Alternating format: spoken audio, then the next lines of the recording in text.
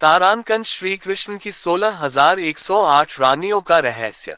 एक दिव्य, आध्यात्मिक और पौराणिक महागाथा। तारांकन हिंदू पौराणिक परंपरा में भगवान श्री कृष्ण का व्यक्तित्व जितना मोहक है, उतना ही रहस्यमय और गूढ़ भी। वे केवल एक ऐतिहासिक पात्र, राजा, योद्धा, कूटनीतिज्ञ या प्रेमी ही नहीं थे, बल्कि स्वयं पूर्ण ब्रह्म, परमात्मा और सृष्टि के संचालन करता थे। उनका प्रत्येक कर्म, प्रत्येक वचन और प्रत्येक लीला मानवता को धर्म, करुणा, भक्ति, त्याग और सत्य का मार्ग दिखाने के लिए थी। श्री कृष्ण के जीवन से जुड़ी अनेक कथाएं आज भी मानव हृदय को स्पर्श करती हैं, परंतु उनमें से एक कथा अत्यंत रहस्यमयी, विवादास्पद और गहन आध्यात्मिक अर्थ से परिपूर्ण है। श्री कृष्ण की 16,108 रानियों का रहस्य। साधारण बुद्धि से यह प्रश्न उठना स्वाभाविक है कि क्या वास्तव में श्री कृष्ण की 16,108 पत्नियां थीं? यदि थीं, तो इसके पीछे क्या कारण था? क्या ये केवल भोग और विलास का प्रतीक था, या इसके भीतर कोई दिव्य उद्देश्य छिपा था? इन प्रश्नों का उत्तर केवल इतिहास या सामाजिक दृष्टिकोण से नहीं, बल्कि आध्यात्मिक, नैतिक और करुणामयी दृष्टि से समझना आवश्यक है।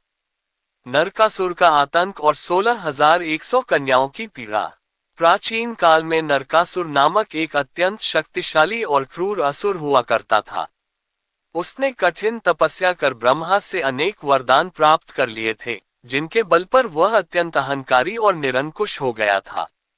उसके अत्याचार इतने बढ़ गए थे कि देवता, ऋषि मुनि और सामान्य प्रजा सभी उससे भयभीत रहते थे। उसने स्वर्ग, पृथ्वी और पाताल तीनों लोकों में आतंक फैला रखा था। नरकासुर की सबसे क्रूर और अमानवीय लीला ये थी कि उसने 16,100 राजकुमारियों और साधारण कन्याओं को बंदी बना लिया था। ये कन्याएं विभिन्न राज्यों की राजकुमारियां थीं, जिनका अपहरण उसने बलपूर्वक कर लिया था।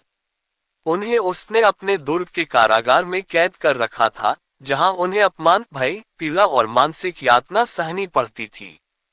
उन कन्याओं के लिए प्रत्येक दिन एक अभिशाप की तरह बीतता था। वे न तो स्वतंत्र थीं, न ही सम्मान के साथ जीवन जी सकती थीं। समाज की दृष्टि में वे अपवित्र मानी जाने लगी थीं। उनके माता पिता भी सामाजिक भय और लोक लज्जा के कारण उन्हें स्वीकार करने में असमर्थ थे। इस प्रकार उनका भविष्य अंधकार में डूब चुका था।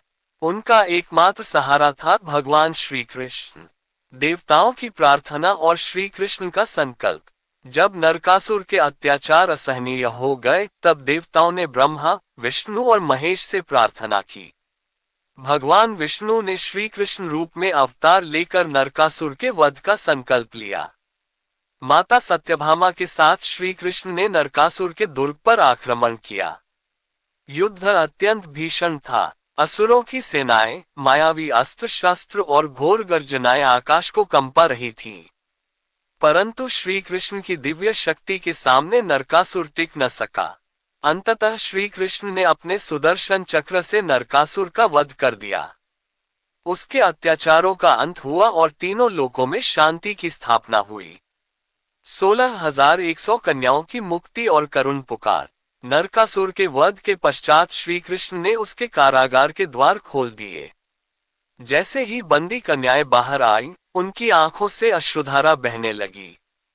वे श्री कृष्ण के चरणों में गिर पड़ीं और करुण स्वर में बोलीं, हे प्रभु, आपने हमें मृत्यु से भी भयानक जीवन से मुक्त तो कर दिया, परंतु अब हमारा भविष्य क्या होगा? समाज हमें स्वीकार नहीं करेगा। हमारे परिवार हमें अपनाने में संकोच करेंगे। हम अपमान और तिरस्कार का जीवन नहीं जी सकती। कृपा कर हमें शरण दीजिए। उनकी पीड़ा देखकर श्री कृष्ण का हृदय द्रवित हो उठा। करुणा, दया और धर्म की भावना से प्रेरित होकर उन्होंने उन्हें आश्वासन दिया कि वे उनकी पूर्ण रक्षा करेंगे। विवाह का दिव्य निर्णय। सामाजिक क्रांति। उस समय का समाज अत्यंत कठोर था। किसी स्त्री का अपहरण हो जाना उसके जीवन का अंत मान लिया जाता था। समाज उसे सम्मान नहीं देता था, चाहे उसमें कोई दोष हो या न हो। श्री कृष्ण ने इस अन्यायपूर्ण सोच को तोड़ने का निश्चय किया।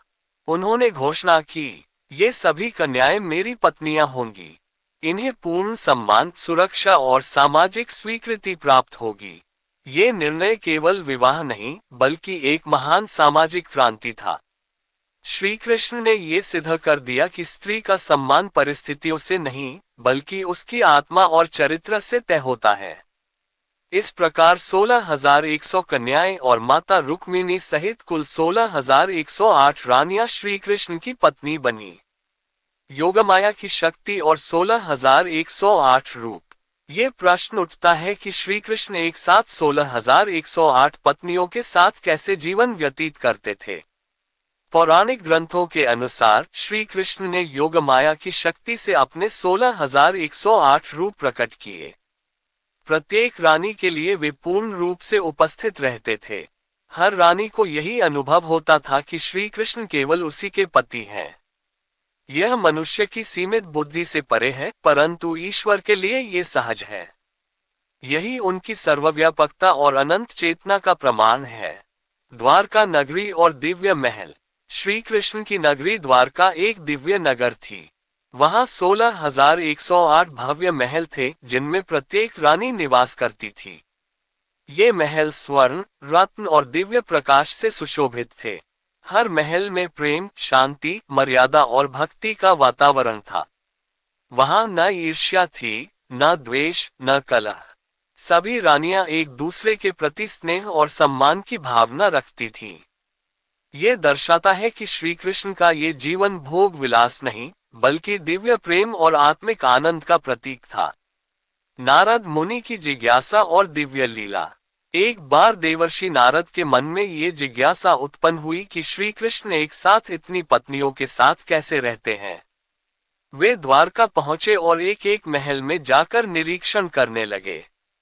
उन्होंने देखा कि किसी महल में श्री कृष्ण अपनी पत्नी के साथ भोजन कर रहे हैं, किसी में पुत्रों को शिक्षा दे रहे हैं, किसी में राजकाज संभाल रहे हैं, तो कहीं संगीत और हास्य विनोद कर रहे हैं।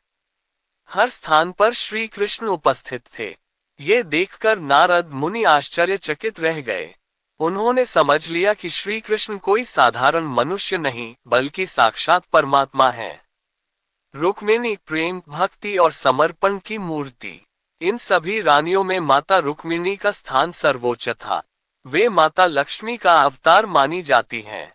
उनका विवाह श्री कृष्ण से प्रेम, भक्ति और पूर्ण समर्पण का आदर्श उदाहरण है। रुक्मिणी श्री कृष्ण की आध्यात्मिक शक्ति थी। वे द्वारका की मर्यादा, धर्म और नीति की संरक्षिका थी। उनका जीवन नारी गरिमा, त्याग और प्रेम का सर्वोत्तम उदाहरण है। आध्यात्मिक रहस्य, आत्मा और परमात्मा का संबंध। इस कथा का गूढ़ आध्यात्मिक अर्थ अत्यंत महत्वपूर्ण है। 16,108 रानियां वास्तव में 16,108 जीवात्माओं का प्रतीक हैं और श्री कृष्ण परमात्मा के स्वरूप हैं। हर आत्मा यह अनुभव करती है कि ईश्वर केवल उसी के हैं। ईश्वर हर जीव के हृदय में समान रूप से निवास करते हैं। जैसे श्री कृष्ण हर रानी के साथ पूर्ण रूप से उपस्थित रहते थे, वैसे ही ईश्वर हर भक्त के जीवन में पूर्ण रूप से उपस्थित रहते हैं। ये कथा सिखाती है कि ईश्वर सभी के लिए समान है, परंतु हर किसी के लिए विशेष है। स्त्री सम्मान की अमर शिक्षा। श्री कृष्ण का ये निर्णय स्त्री सम्मान की सबसे महान मिसाल है। उन्होंने ये संदेश दिया कि स्त्री का मूल्य उसकी परिस्थितियों से नहीं, उसके आत्मसम्मान से तय होता है। पीड़ित स्त्रियों को समाज में पुनः सम्मान मिलना चाहिए। करुणा, दया और न्याय ही सच्चा धर्म है। आज के युग में भी यह शिक्षा उतनी ही प्रासंगिक है। आधुनिक समाज के लिए प्रेरणा। आज जब समाज में स्त्रियों के प्रति हिंसा, भेदभाव और अपमान की घटनाएं होती हैं, तब श्री कृष्ण की यह लीला हमें करुणा, संवेदनशीलता और न्याय का मार्ग दिखाती है। ये कथा हमें सिखाती है कि पीड़ितों के प्रति सहानुभूति रखें, सामाजिक रूढ़ियों को तोड़ें, सम्मान और करुणा को जीवन का मूल मंत्र बनाएं। श्री कृष्ण प्रेम, धर्म और करुणा के साकार रूप। श्री कृष्ण का जीवन ये सिद्ध करता है कि सच्चा धर्म पूजा पाठ या कर्मकांड में नहीं, बल्कि करुणा, सेवा और प्रेम में है। उनकी 16,108 रानियों की कथा कोई सांसारिक भोग की कहानी नहीं, बल्कि मानवता को ऊंचा उठाने वाली दिव्य लीला है। निष्कर्ष, श्री कृष्ण की 16,108 रानियों का रहस्य केवल एक ऐतिहासिक या पौराणिक घटना नहीं, बल्कि आध्यात्मिक चेतना, सामाजिक न्याय और करुणा की अमर गाथा है। ये कथा हमें सिखाती है कि ईश्वर का प्रेम सीमित नहीं होता। वह प्रत्येक जीव के लिए समान रूप से उपलब्ध होता है। श्री कृष्ण केवल द्वारका के राजा नहीं, बल्कि समस्त सृष्टि के स्वामी और सभी आत्माओं के प्रियतम हैं। उनकी प्रत्येक लीला मानव जीवन को पवित्र, ऊंचा और सार्थक बनाने के लिए है। जो इस रहस्य को समझ लेता है, उसका जीवन स्वयं एक तीर्थ बन जाता है।